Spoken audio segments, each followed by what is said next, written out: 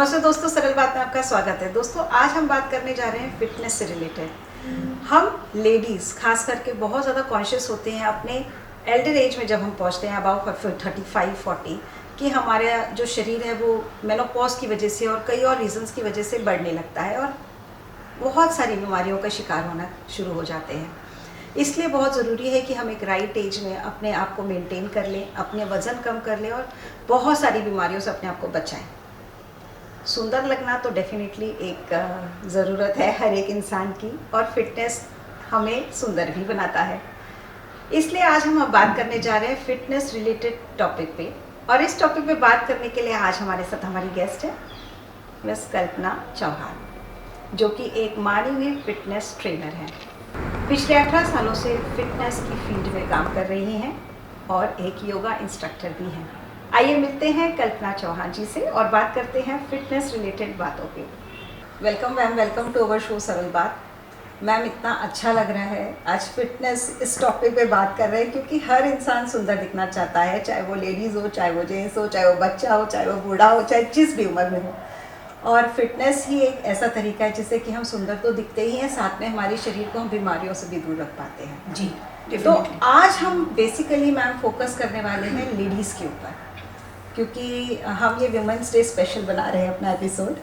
तो हम ये जानना चाहते हैं कि जो लेडीज़ हैं, स्पेशली जो 35 या 40 इयर्स के एज में होती हैं, ये नॉर्मली जब जिम वगैरह जाती हैं तो वेट ट्रेनिंग अवॉइड करती हैं, वेट्स अवॉइड करती हैं और कार्डियो पे ही ज़्यादा फोकस करती हैं। तो ये कहाँ तक सही है? देखिए रचना जी, मैं पहले ये कहना चाहूँगी कि आपको हर एक टाइप का एक्टिविटीज़ करनी चाहिए, ना कि खाली आपको वेट ट्रेनिंग करना है, ना कि आपको खाली कार्डियो करना है, ना कि आपको खाली योगा करना है। आपको हर एक टाइप की एक्टिविटीज़ करनी चाहिए, ये आपकी बॉडी की नीड है। ओके, जिस तरह से अभी आपने क्वेश्चन किया कि वेट ट्रेनिंग, तो वेट ट्रेनिंग तो डेफिनेटली करनी चाहिए, जिससे आपके बोन स्ट्रांग होते हैं। आपने देखा होगा कि जब भी मोनोपॉज आता है वो टाइम पे आप जब भी डॉक्टर के पास जाते हो तो डॉक्टर हमेशा आपको यही सजेशन करेगा कि आपको हल्का सा वेट करना है। ये चीज़ है कि लोगों को ऐसा दिमाग में है कि नहीं, मैं खाली कार्डियो करूं तो मेरा वेट लॉस बना रहे हैं, या लेडीज़ ऐसा सोचती है कि मैं अगर वेट ट्रेनिंग करूं तो मेरा बॉडी शेप चेंज होगा। तो ऐसे नहीं होता है।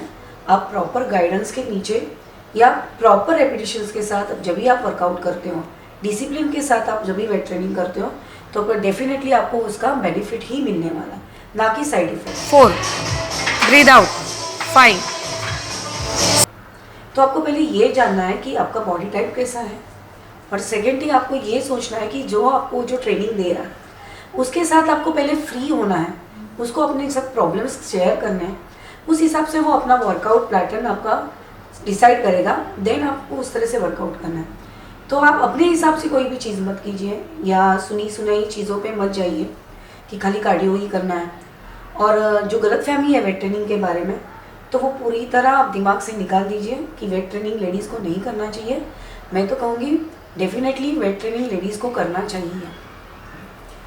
मैम, इससे एक बात और आ रही है दिमाग में कि जैसे अभी हमने स्टार्टिंग में बोला कि नॉर्मली जो 35 से 40 इयर्स की एज होती है, कई बार लेडीज़ इस उम्र में जाकर सोचती हैं अब हमें जिम करना है, क्योंकि तब जाकर के वो थोड़ा अपने फैमिली रिस्पॉन्सिबिलिटी से फ्री होती है और अपने लिए मी टाइम निकालने के लिए रेडी होती हैं। एग्जैक्टली। तो जब उस टाइम पे वो जाकर के शुरुआत करती हैं एक जिम में जाकर के एक्सरसाइज करने का, तो एज अ बिगनर आप क्या सजेस्ट करेंगे उनको, कैसा वर्क पैटर्न करना चाहिए तो उनकी बॉडी को नुकसान ना हो?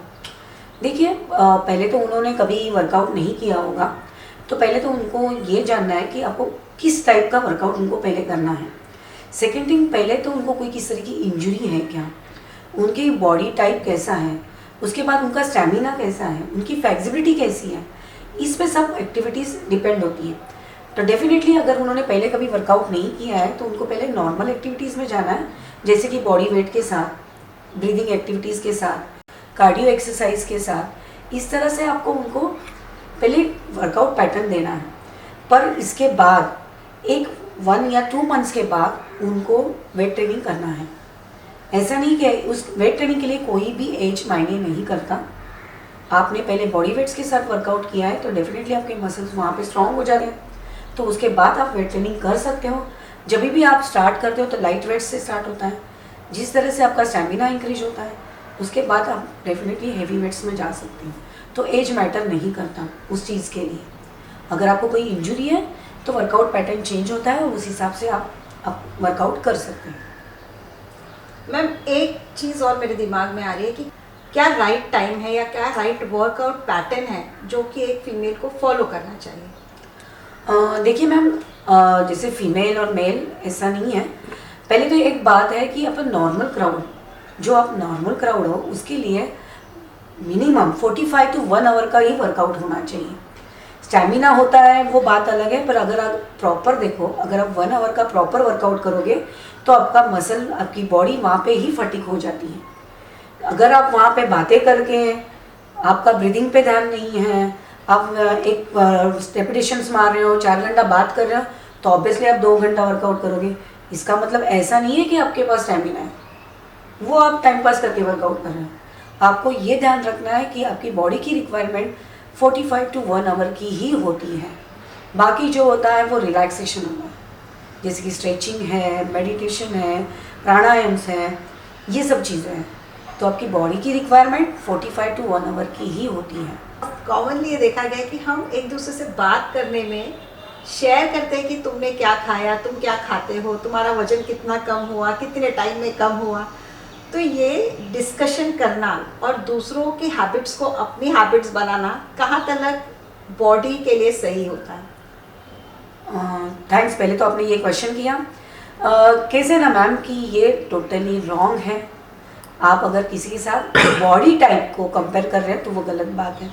देखिए, हर एक का बॉडी टाइप, हर एक की ब्रीदिंग टेक्निक अलग होती है, हर एक की स्टैमिना अलग होता है। तो ये बात आप सोचिए कि पहले अपना बॉडी टाइप क्या है, उसकी लाइफस्टाइल क्या है, सामने वाले की लाइफस्टाइल क्या है, अपनी लाइफस्टाइल क्या है। हर चीज़ ही अपने लाइफस्टाइल पे डिपेंड होती है। तो किस तरह से आप उसका वर्कआउट या उसका डाइट शेयर कर सकते हो, तो वो टोटली गलत है। तो ये चीज़ है कि आप पहले तो किसी का नहीं, खुद का बॉडी टाइप ध्यान रख के आपको अपना वर्कआउट और आपका डाइट मेंटेन रखना है। मैम, तो चलते चलते आप हमारी लेडीज़ को क्या टिप्स देना चाहेंगी विद रिलेटेड टू वर्कआउट? उनको क्या चीज़ों का ध्यान रखना चाहिए, किन बातों का ध्यान रखना चाहिए जब वो वर्कआउट करती हैं? देखिए, मैं 2-3 चीज़ें आपको बताना चाहूँगी कि आप जब भी वर्कआउट करते हैं तो उसका टाइम सेट होना चाहिए। ओके, पर्टिकुलर टाइम पे ही आप वर्कआउट करो, फिर वो मॉर्निंग में करो, आफ्टरनून में करो या इवनिंग में करो। पहले तो ये एक चीज़। सेकेंड थिंग, अपनी लाइफस्टाइल देखें, उस तरह से आपको डाइट फॉलो करना है। आपको पहले तो जैसे कि आप जिम में जाते हो तो उस टाइप पे आपको पहले आपका गोल समझना है कि आपका गोल क्या है। वेट लॉस है, इंचेस लॉस है या फिटनेस है। ओके, फिटनेस ये चीज़ तो ज़रूरी है। तो आप एक ऐसा वर्कआउट पैटर्न बनाइए जिसमें आपका फिटनेस भी बने, वेट लॉस भी बने और आपका वर्कआउट भी प्रॉपर हो। तो मेरी एक टिप्स है आप लोगों को कि आप जो भी वर्कआउट चूज़ करेंगे वो अपने बॉडी टाइप्स के हिसाब से चूज़ करना है आपको, और आपका जो इंस्ट्रक्टर है उसके साथ बैठ के आपका वर्कआउट पैटर्न डिसाइड करना है, देन आप कंटिन्यू करना है। और एक बात मैं कहना चाहूँगी आप लोगों को कि स्पेशली लेडीज़ के लिए उनको बैक के इश्यूज होते हैं, तो बैक एक्टिविटीज़ आप before workout and after workout करनी चाहिए। देन अगर किसी को मतलब जैसे PCODs प्रॉब्लम है तो उनको योगा, प्राणायाम, आसन से इस पे ध्यान देना चाहिए। ओके, और जैसे कि किसी के बोन्स वीक है तो उनको वेट ट्रेनिंग ऑब्वियसली करनी चाहिए। Thank you so much ma'am, आपने इतनी Thank अच्छी you. इन्फॉर्मेशन दी और इतनी माइन्यूट चीज़ों पे आपने ध्यान दिया। और आई एम श्योर जो भी लेडीज़ आज हमारा ये प्रोग्राम देख रही होंगी उनको ये इन्फॉर्मेशन बहुत काम आएगी। दोस्तों, हम इसी तरीके से आपके साथ नई इन्फॉर्मेशन शेयर करते रहेंगे, नए लोगों से आपको मिलवाते रहेंगे। इसके लिए आप हमारा चैनल जरूर सब्सक्राइब कीजिएगा और सब्सक्राइब करते वक्त बेल आइकॉन ज़रूर दबाइएगा जिससे कि आपको नोटिफिकेशंस मिलती रहे। हम फिर मिलते हैं किसी नए टॉपिक के साथ। Thank you.